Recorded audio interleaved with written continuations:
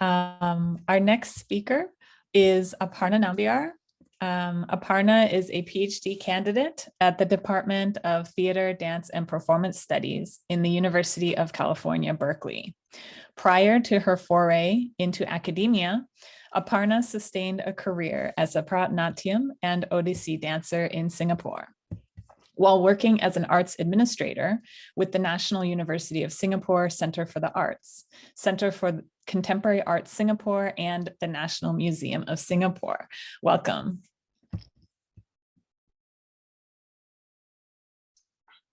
Hello, good morning, good evening, good afternoon, wherever you are. I'm going to dive right in because time is short.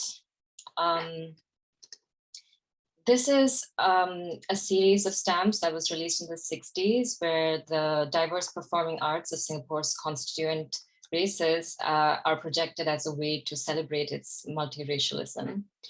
As the mystique of Singaporean national identity is founded on this multiracial structuring of Chinese, Malay, Indian, and other races that mix without combining, the cultural production in Singapore remains attached to varying degrees to the mother countries, China, Malaysia, Singapore, etc., as the cultural fount. And this is especially true in the case of racial minority communities, Malay and Indian. This attachment generates unique political, cultural, and social formations, and I want to explore them through dance in this paper. Singaporean Indian Bharatanatyam is a space of interaction between diasporic and transnational Indian choreographers, that is, local Indians who have been part of Singapore for generations, and more recent economic migrants who shuttle between Singapore, India, and elsewhere. Since Singapore's post-colonial nationhood in 1965, its Indian diaspora, much like its Chinese and Malay counterparts, have espoused a hyphenated identity as Singaporean Indians. The stakes of Singaporean national and cultural citizenship therefore demand that participants identify flexibly with Singaporean and Indian cultural regimes. The former, that is the Singaporean, valorizing urban, Asian, and pragmatic dispositions, while the Indian identifications grant a degree of civilizational prestige.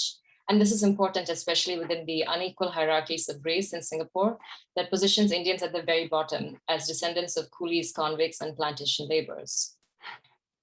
Dance is therefore a vital site of interaction between local Indians who are part of this colonial diaspora and the new wave of transnational, globally mobile Indians. Dance also becomes a vital site to read how Singapore's racial minority subjects position themselves in relation to shifting narratives of race, religion, and national identity. My perspective centers on the choreographer's strategies and efforts in continually animating this site of interaction in Singapore. Since the early 2000s, local cultural practices have encountered intense amounts of scrutiny as the state consolidates a new economic sector around culture and creativity. Formerly known as the Singaporean creative industries, a thriving network of state and quasi-state institutions have taken on the ambitious project of cultivating and regulating a thriving Singapore-centric regional arts network in Southeast Asia. Yet state arts funding initiatives incentivizes traditional communities to open up their practices to incorporate global standards.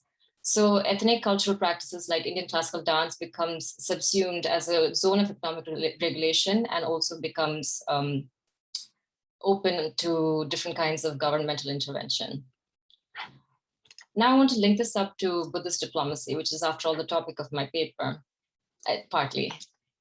India and China have often engaged in geopolitical competition for dominance in the Indo-Pacific. Alongside tense border disputes, contested claims over territory and trade routes, and shifting regional and political alliances, Buddhist diplomacy projects have emerged as a bridge between the two countries and several other Asian nations.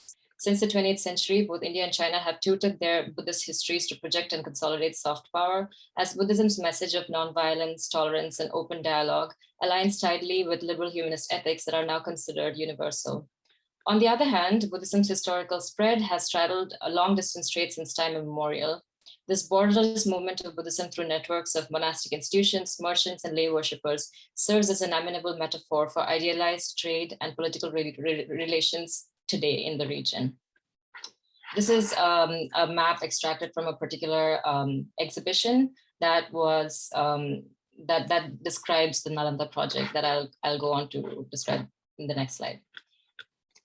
Buddhist diplomacy had a very promising moment in 2007 with the East Asia Summit, a consortium that included the delegates of the ASEAN member nations, as well as China, Japan, Australia, and India, which consolidated around the efforts to revive an ancient Buddhist monastery at Nalanda in Bihar into a contemporary international university.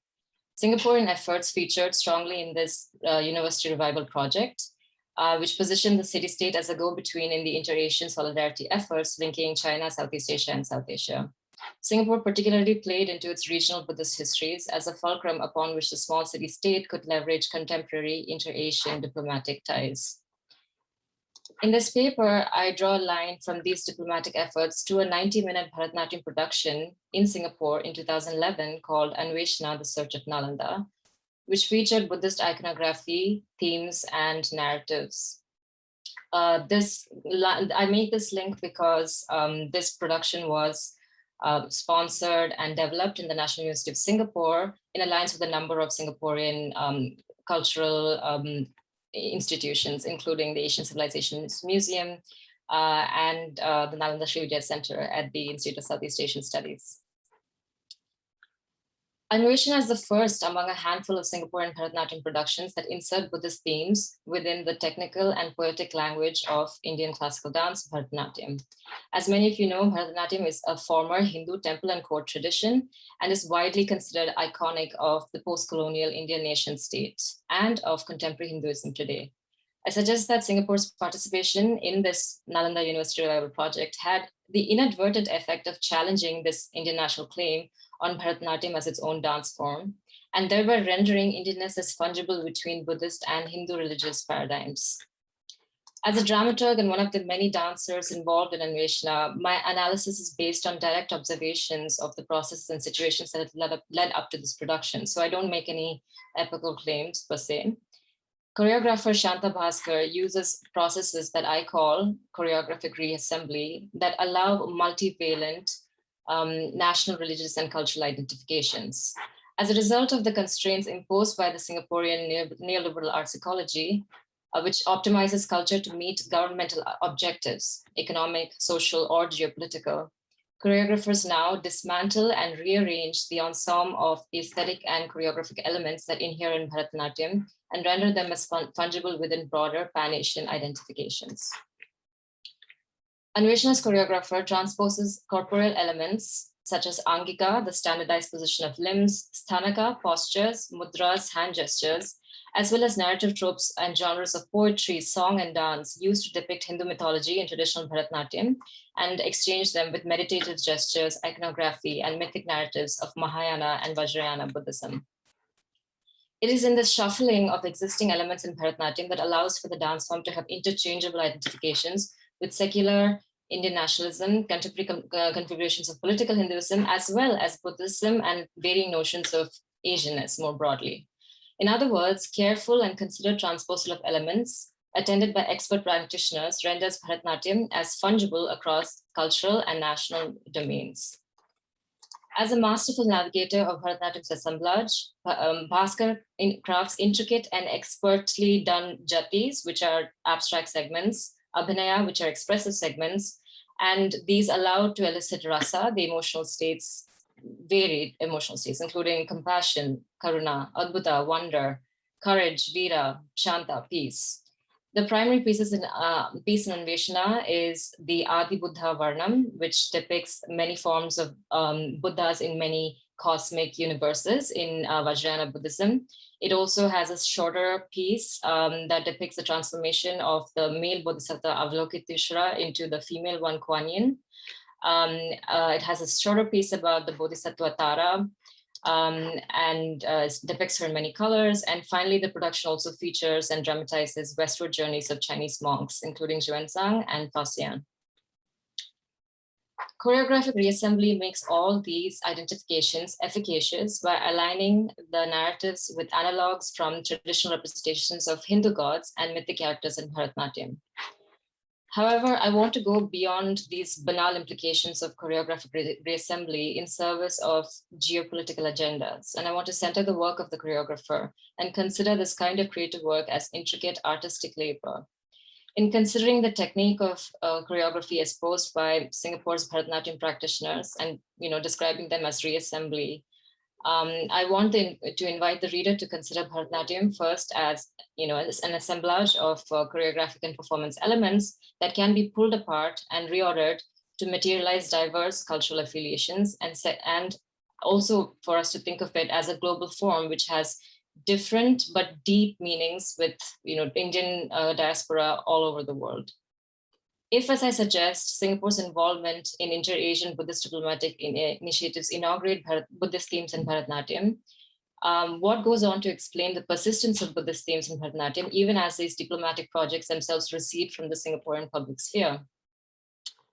In analyzing the conditions of possibility of and the choreographic techniques employed in Vaishnava, I identify in this paper how diplomatic initiations might spark these new kinds of reassembly, but they remain, they continue to offer processes that choreographers continue to use to create new products for this neoliberal creative ecology that is centered in Singapore. I identify, sorry, one second.